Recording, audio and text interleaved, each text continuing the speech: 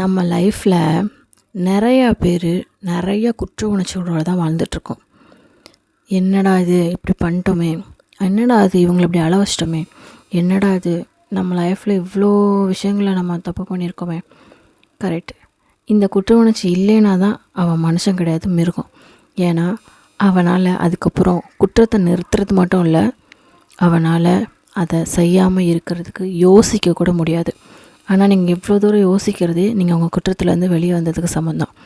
உங்களுக்கு அந்த மாதிரி ஏதாவது ஒரு குற்ற உணர்ச்சி இருக்குது அப்படின்னா தயவு செஞ்சு அதை வெறும் குற்ற உணர்ச்சி அப்படிங்கிற மனநிலைமையில் மட்டும் பார்க்காம உங்கள் வாழ்க்கையோட மிகப்பெரிய அனுபவமாக எடுத்துக்கோங்க.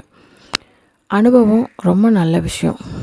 சில விஷயங்களை கற்றுக்கிறதுக்கு முன்னாடி நிறையா கீழே விழ வேண்டியிருக்கும், கீழே அடிபட வேண்டியிருக்கும், இரத்த காயம் பட வேண்டியிருக்கும். ஒரு சைக்கிள் ஓட்ட கற்றுக்கிட்டா கூட ரத்தம் காயப்படாமல் ஒருத்தனால் முழுமையாக சைக்கிள் ஓட்ட ஆரம்பிக்கவே முடியாது அப்படின்னு பெரியவங்க சொல்லுவாங்க. அப்படி இருக்கும்போது உங்கள் வாழ்க்கையில் அடுத்தடுத்த கட்டத்துக்கான அறிவையும் ஞானத்தையும் கடவுள் ஈஸியாக கொடுத்துருவாரா?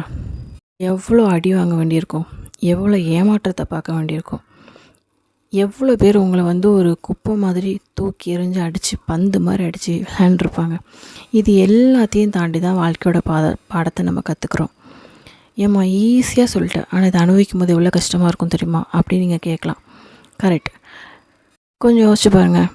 உங்கள் முதுகில் சப்புன்னு யாராவது ஒருத்தங்க அடிக்கும் போது தான், முதுகில் அடித்தா அதுவும் இவ்வளோ ஃபோர்ஸாக அடித்தா வலி உயிரே போகும் அப்படிங்கிற ஒரு ஐடியாவே நமக்கு இருக்குது. கரெக்டாக? அப்படி இருக்கும்போது வாழ்க்கையில் எவ்வளோ விஷயங்களுக்கு உங்கள் ஃப்யூச்சரில் உங்களோட குழந்தைங்களுக்கு நீங்கள் சொல்லித்தர பாடமாக உங்களோட அனுபவம் தான் பெரிய விஷயமா இருக்க போகுது. நீங்கள் படிக்காமல் ஊரை சுற்றும் போது ஜாலியாக இருந்திருக்கும், ஆனால் உங்கள் பிள்ளைங்க செய்யும்போது இதை நம்ம செஞ்சதுனால தானே நம்ம சீரழிஞ்சோம், நம்ம பிள்ளைங்களாவது நல்லா இருக்கட்டுமே அப்படிங்கிற ஒரு யோசனை உங்களுக்கு வரும். அப்போ என்ன பண்ணுவீங்க? உங்கள் அனுபவத்தை அவங்களுக்கு கொடுப்பீங்க.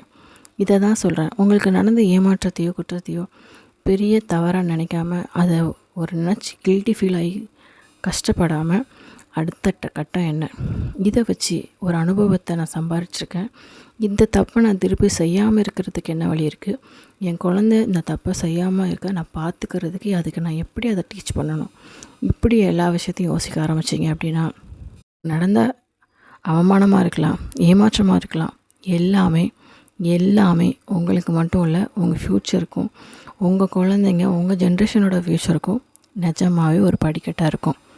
கண்டிப்பாக இது உங்களுக்கு புரிஞ்சிருக்கும்னு நினைக்கிறேன்.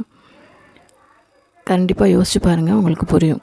இது உங்களுக்கு புரிஞ்சிருந்துச்சு இல்லை நான் சொன்ன விஷயம் உங்களுக்கு பிடிச்சிருந்துச்சு அப்படின்னா இந்த வீடியோக்கு ஒரு லைக் அண்ட் சப்ஸ்கிரைப் பண்ண மறந்துடாதீங்க. உங்கள் எல்லோரோட சப்போர்ட்டும் எனக்கு ரொம்ப ரொம்ப முக்கியம். தேங்க்யூ.